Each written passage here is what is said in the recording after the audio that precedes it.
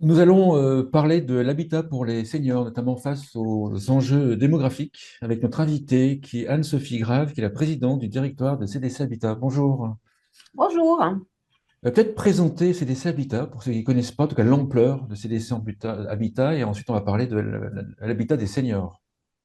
Alors, CDC Habitat, nous nous définissons comme un opérateur global de l'habitat d'intérêt public. Ça veut dire en fait que nous adressons toute la chaîne du logement et du logement locatif. On part du très social avec l'hébergement d'urgence, du logement familial social classique, du logement locatif intermédiaire. Là, on va être avec des niveaux de loyer inférieurs de 13 à 15% par rapport au marché, jusqu'à de l'accession aussi sociale à la propriété. Nous faisons aussi des résidences pour les étudiants. Nous adressons aussi la problématique du logement pour les seniors. Donc, on est aussi sur le segment du médico-social.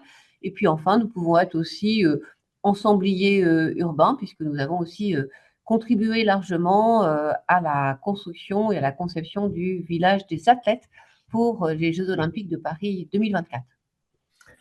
Si on parle de la partie bailleur, est-ce qu'on peut faire un point sur le nombre de locataires seniors, déjà l'état des lieux de la situation?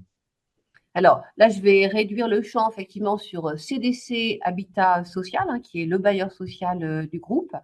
Et alors là, on va trouver en fait dans notre parc social finalement le même pourcentage que l'on a dans le parc social en général de l'ensemble des bailleurs sociaux en France. C'est-à-dire qu'on va retrouver chez nous 27% de locataires de plus de 60 ans. Alors néanmoins, il y a quand même des disparités géographiques. On va retrouver davantage de locataires seniors, par exemple en région PACA, qu'on en trouve en région Île-de-France, ou encore, pour prendre un autre exemple, puisque nous sommes présents sur le bassin minier, l'ancien bassin minier de Lorraine, avec une filiale qui s'appelle la Sainte-Barbe, une filiale effectivement qui a logé historiquement les mineurs de ce bassin. Et là, nous avons les plus de 60 ans qui vont représenter plus de 50% des locataires. Et j'ajoute même que les plus de 80 ans sont déjà à 12% sur le parc de la Sainte-Barbe. Autre différence aussi qu'on peut faire, parce que là, j'ai parlé du parc locatif social. Au sein du groupe, nous avons aussi le logement locatif intermédiaire. Et là, en fait, les plus de 60 ans vont représenter 13% des locataires. Donc, vous voyez une différence entre le locatif intermédiaire, 13% des locataires ont plus de 60 ans, et sur le social, on va être à 27%. En fait, sur le locatif intermédiaire, on est plutôt comme finalement sur le parc locatif privé. Quelles sont les adaptations, les politiques seniors pour ces publics de locataires? Alors, sur notre parc, en fait, on a aujourd'hui environ 60 000 logements en fait, qui peuvent être dédiés aux seniors, dont 50 000 accessibles sur le parc existant. Et puis aussi, parce que je pense qu'on va en parler, on a aussi un peu plus de 10 000 logements sur ce qu'on appelle, nous, des résidences spécifiques, mais je vais y revenir. Alors, pour répondre à votre question sur le parc existant, en fait, nous, c'est des habitats sociaux, mais comme je dirais d'autres bailleurs, nous menons en fait une politique d'adaptation de notre parc de logement au vieillissement des locataires. Alors, il y a plusieurs types d'interventions. On intervient, par exemple, à la demande du locataire. Donc là, on va être vraiment à faire du sur-mesure, d'adapter le logement au vieillissement. Qu'est-ce que ça va vouloir dire? Bah, ça veut dire adapter notamment une salle de bain, par exemple. Donc remplacer une baignoire par une douche, mettre des barres de maintien, prévoir voilà, un siège aussi, je dirais, dans la douche. Voilà, je dirais, un exemple. Et puis, on peut se faire aussi ces travaux-là, on les fait ensuite en s'appuyant aussi auprès d'ergothérapeutes pour conseiller en fait les adaptations du parc. Je vais prendre l'exemple de notre filiale La Sainte-Barbe parce que, comme j'ai dit tout à l'heure, ben, ils ont 52% de locataires de plus de 60 ans. Donc, c'est un peu notre laboratoire. Et eux, par exemple, ils ont défini 3 niveaux d'intervention, 3 niveaux en fait d'adaptation du logement. Alors, ils ont un niveau standard. Donc là, ils vont effectivement, je dirais, modifier la salle de bain et notamment donc la douche avec un receveur de douche ultra plat. Et puis mettre aussi des contrastes de couleurs sur le carrelage des murs. Leur niveau 2, ils vont ajouter des poignées de douche et un fauteuil basculant dans la salle de bain. Et puis alors là, le niveau 3, ils vont vraiment faire intervenir un ergothérapeute pour adapter plus largement le logement. Donc ça, effectivement, c'est sur le parc existant et c'est pour permettre en fait à des locataires qui vont se situer en termes de niveau d'autonomie jusqu'à un GIR 4 de pouvoir en fait rester dans le logement. Ensuite, nous avons une politique de réhabilitation plus large de notre parc de logement.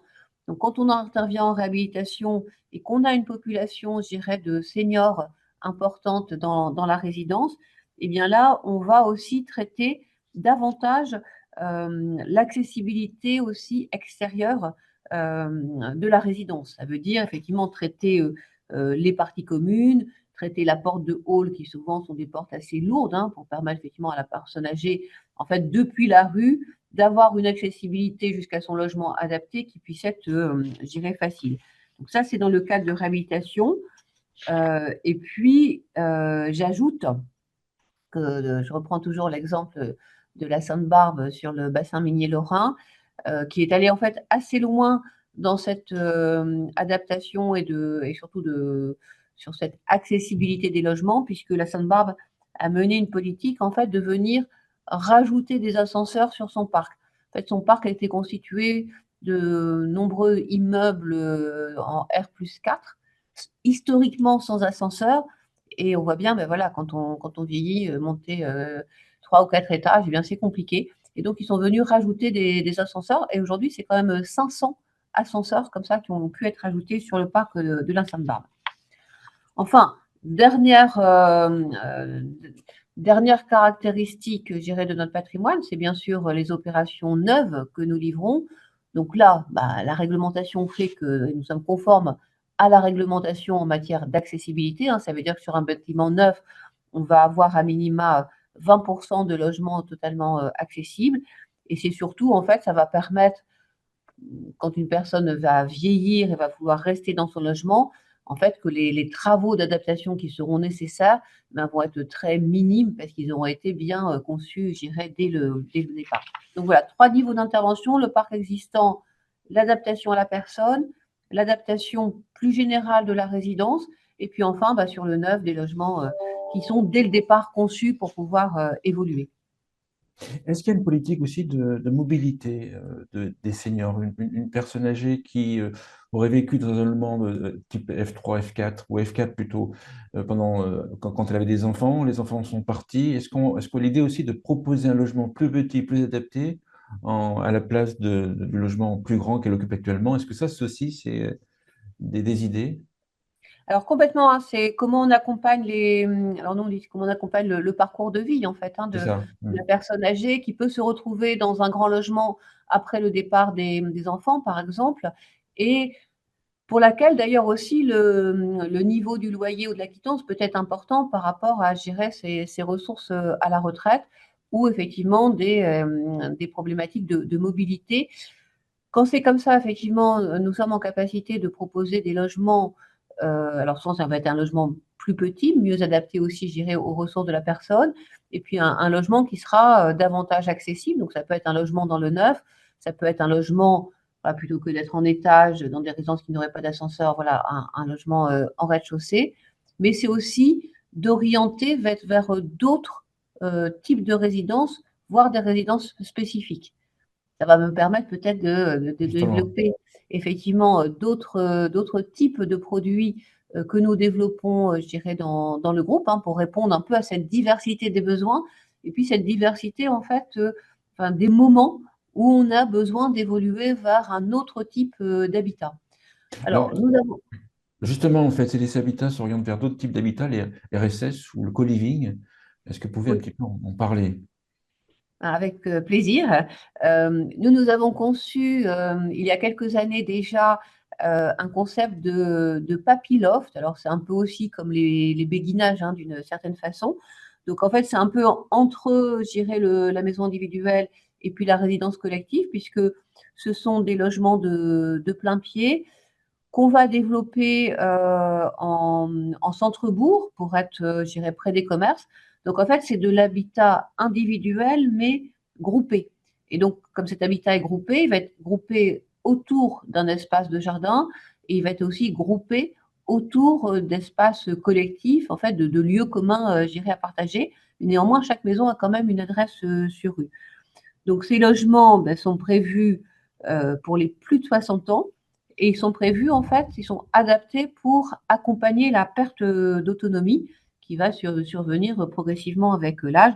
Ça veut dire qu'on va retrouver donc des volets roulants électriques, des interrupteurs, je dirais, à bonne hauteur pour une accessibilité en fauteuil roulant, des douches, voilà, je dirais sans bac. Et puis, on va trouver aussi de la domotique pour pouvoir, par exemple, commander l'éclairage à distance. Voilà quelques exemples. Donc là, voilà, on est sur une petite communauté qui va vivre, je dirais, encore autonome, mais qui va pouvoir rester le plus longtemps possible, en fait, dans son logement parfaitement adapté.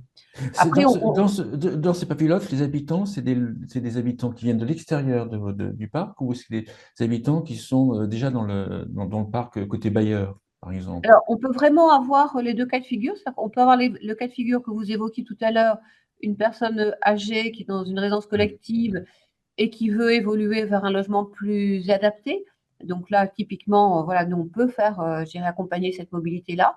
Mais après, comme c'est un statut de logement social pour des plus de 60 ans, ça peut être aussi des personnes extérieures à notre propre parc, mais éligibles au logement locatif social. D'accord. Alors après, on a aussi donc dans notre parc des produits plus classiques, je dirais, sur le logement des seniors, c'est-à-dire on va retrouver des résidences sociales seniors ou des résidences autonomie. Hein, aujourd'hui, on a un peu moins de 80 résidences de ce type. Mais par contre, nous sommes le bailleur, on va dire propriétaire des murs, mais nous ne sommes pas l'exploitant. Donc on D'accord. travaille avec des exploitants qui, dans le social, vont être soit des associations, soit des CCAS, voilà, des centres communaux d'action sociale, et je dirais en partenariat avec des collectivités. Donc là, pareil, hein, ce sont des logements, chacun, je dirais, peut vivre chez soi, dans une résidence, mais avec, je dirais, des espaces à vivre communs. Ensuite, c'est beaucoup développé aussi ces dernières années un concept de résidence intergénérationnelle. Donc là, l'objectif, en fait, c'est de pouvoir faire vivre, en fait, sur une même résidence des jeunes, des familles et puis des personnes, je dirais, plus âgées, autonomes, mais qui ne souhaitent pas, justement, enfin, c'est aussi pour lutter contre l'isolement d'une personne âgée, donc ils vont se retrouver dans cette résidence avec, je dirais, la possibilité d'avoir des solidarités de proximité. Donc nous, quand on monte une résidence intergénérationnelle, bien souvent, c'est une demande de la collectivité, hein, donc on va le monter avec la mairie, les services de la ville.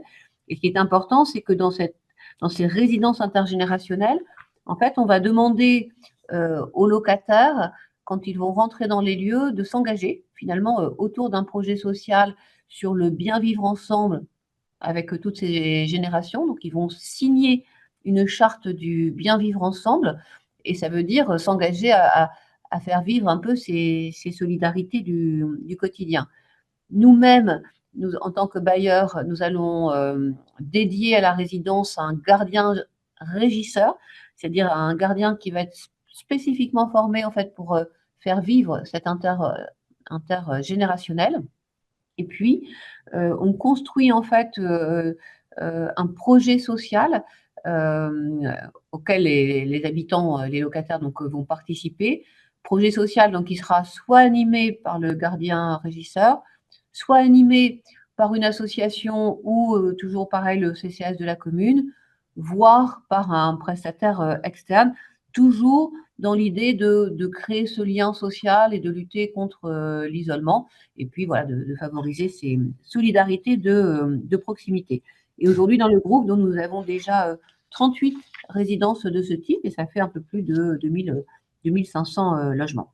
Oui, ce qui différencie ces résidences intergénérationnelles, c'est quelqu'un qui n'aurait pu nous écouter pas complètement, il pourrait dire, mais toutes les résidences sont intergénérationnelles, on retrouve toutes les générations dans toutes les résidences. Là, ça va plus loin, il y a des logements qui sont adaptés aux seniors, l'accessibilité du logement, enfin, la résidence, bien sûr, est adaptée aux plus âgés, j'imagine, mais après, en plus, il y a le projet social qui vient se rajouter en plus, c'est ça.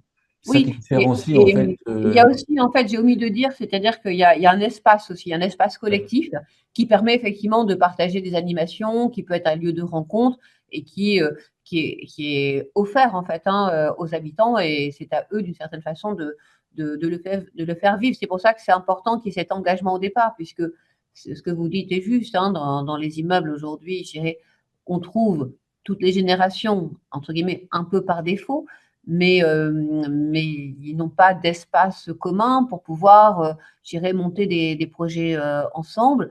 Et puis, bah, malheureusement, parfois, il peut y avoir quand même, même de l'indifférence de palier.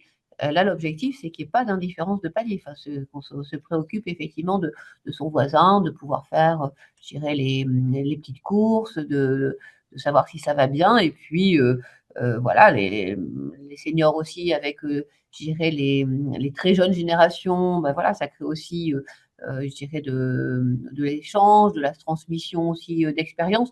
Voilà, c'est ça effectivement l'objectif et l'ambition du projet social. Alors, on a aussi développé, mais ça de manière assez récente, un nouveau modèle qui est, vous évoquiez tout à l'heure le co-living, donc l'habitat partagé pour les seniors. Et là, effectivement, ça va cibler des personnes âgées qui vont être dans des GIR 3 à 5 et qui souhaitent changer de domicile. Souvent, c'est suite soit à la perte d'un proche, soit à une chute. Alors voilà, on se sent moins sécurisé dans son logement et on recherche en fait une structure un peu plus collective, mais le tout est dans ce un petit peu plus collectif, c'est-à-dire de sortir de l'isolement, mais pas non plus forcément d'être dans une résidence, je dirais, de taille plus importante. Donc cet habitat partagé, eh bien, il va s'adresser à, enfin, il va proposer plutôt des solutions, en fait, de partage d'un domicile pour 7 à 8 personnes. Donc voilà, donc c'est des petites unités. Chaque personne va avoir son espace privatif, hein, avec évidemment la chambre, un coin salon, sa salle de bain, et puis ensuite des parties communes, comme le co-living des jeunes, hein, donc salon, salle à manger, cuisine à partager. La grosse différence par rapport au co-living des jeunes, c'est que on va trouver dans ces habitats partagés un maître ou une maîtresse de maison, en fait, qui va réguler la vie, je dirais, de cet habitat partagé et qui va s'occuper notamment des tâches du quotidien, c'est-à-dire les repas, les courses, le ménage, qui va aussi faire toutes les interactions avec l'extérieur sur les besoins en soins à domicile. Et puis, si nécessaire aussi, je dirais la toilette. Et donc, ces maîtres ou maîtresses de maison vont être présents une dizaine d'heures. Et ça, c'est un modèle qu'on a expérimenté avec une start-up qui s'appelle Domani. On a livré nos premières opérations, je dirais, dans le sud-ouest et on en a en cours, je dirais, en Normandie ou en Île-de-France. C'est un modèle qui aujourd'hui trouve bien en fait sa place qui est, je dirais, qui est assez demandé aussi par les collectivités, hein, qui considèrent que ça répond bien à un besoin de personnes qui commencent à être isolées. Et voilà, c'est un peu une solution, je dirais, intermédiaire entre bah voilà, le logement complètement autonome et puis la résidence, je dirais, la résidence senior. Et on travaille aussi avec d'autres structures qu'uniquement Domani. Voilà. Et donc, ça se développe bien. J'imagine que c'est peut-être aussi plus adapté au milieu rural par rapport à la taille qui est plus petite. Alors c'est vrai que ça se développe beaucoup dans ce type de secteur. Alors, nous, on appelle ça des secteurs parfois détendus parce Ça. qu'effectivement, il y a moins de tension, je dirais, sur l'offre locative. Mais c'est aussi des secteurs où justement, on peut avoir aussi, et c'est pour ça que les mairies sont intéressées, des personnes isolées dans des logements qui deviennent trop grands, dans des maisons qui deviennent trop grandes, parfois un peu loin en plus des commerces, des centres-bourgs, et ça permet effectivement de rompre cet isolement, mais aussi d'avoir des services de proximité. Est-ce qu'on peut imaginer des habitats hybrides, c'est en fait une résidence intergénérationnelle couplée avec un habitat co-living?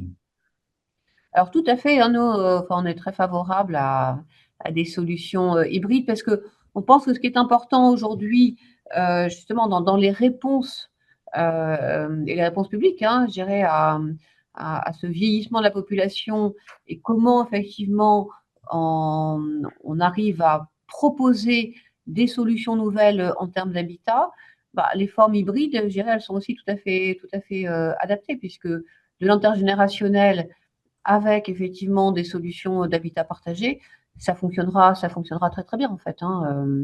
Donc là-dessus, nous y sommes, je dirais oui, tout à fait favorables. C'est vrai que pour l'instant, l'habitat partagé, on l'a fait plutôt sur des petites, voilà, des petites unités indépendantes, mais on peut tout à fait avoir de l'habitat partagé.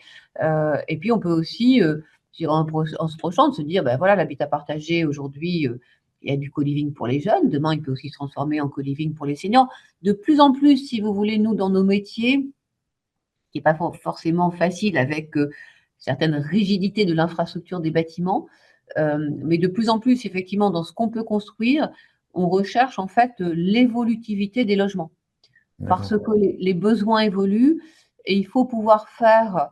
On va expérimenter ça d'ailleurs à Bordeaux avec l'entreprise Bouygues, hein, qui a conçu un logement qui va être complètement évolutif demain. C'est-à-dire, ben, voilà, aujourd'hui, par exemple, nous, si on prend notre parc, le parc des bailleurs sociaux, on a souvent des grands logements, si vous voulez. Aujourd'hui, on est plutôt sur une demande de petits logements. Mais on a des structures, effectivement, qui ne permettent pas forcément très facilement de passer de grands logements à des petits logements. Donc, de plus en plus, si vous voulez, dans les conceptions de demain, on aura, et ça sera plus facile aussi avec, par exemple, l'utilisation de matériaux comme le bois, de pouvoir avoir des logements qui soient plus flexibles dans le temps pour s'adapter, en fait, aux usages. Et là, c'est un vrai enjeu, hein, qui dépasse qui dépasse même le sujet du logement des seniors et qui est plus large, mais aussi la taille, la composition familiale et les évolutions aussi sociétales. Je vous propose de faire une conclusion ou un point que vous voulez rajouter. Eh bien, peut-être en conclusion, hein, on voit bien qu'on est, moi, je trouve, sur comment dire, finalement le démarrage, si je puis dire, euh, d'une recherche de solutions en fait les plus diverses possibles pour répondre effectivement à ce parcours de vie, je dirais, entre 60 et 100 ans. C'est quand même 40 années de vie pour lesquelles on va devoir adresser à différents moments de la vie des solutions différentes. Alors vous allez me dire, elles existent déjà, hein, euh, mais on voit bien que on peut quand même continuer, voilà, à concevoir des solutions nouvelles, plus adaptées, plus en proximité, mixtes, comme vous le disiez tout à l'heure. Hein, je pense que des solutions mixtes, c'est vraiment très, très important. Et c'est vrai que, je dirais, un groupe comme le nôtre est engagé sur ces questions-là, mais je dirais c'est vrai aussi de l'ensemble des bailleurs sociaux, notamment aussi selon les territoires sur lesquels on est implanté. On n'a pas parlé de l'outre-mer, mais nous sommes aussi présents, je dirais, en outre-mer. Et si je prends, je dirais, les territoires des Antilles, hein, en Martinique et Guadeloupe, on est sur des territoires, voilà, avec des décroissances démographiques et un besoin, je dirais, très important aussi là de logement pour les seniors. Voilà, donc il faut que nous soyons ouverts sur cette innovation sociale et sociétale. Super, merci Anne-Sophie Grave. Je rappelle que vous êtes président du directeur de CDC Habitat. Merci beaucoup. Merci à vous. Au revoir.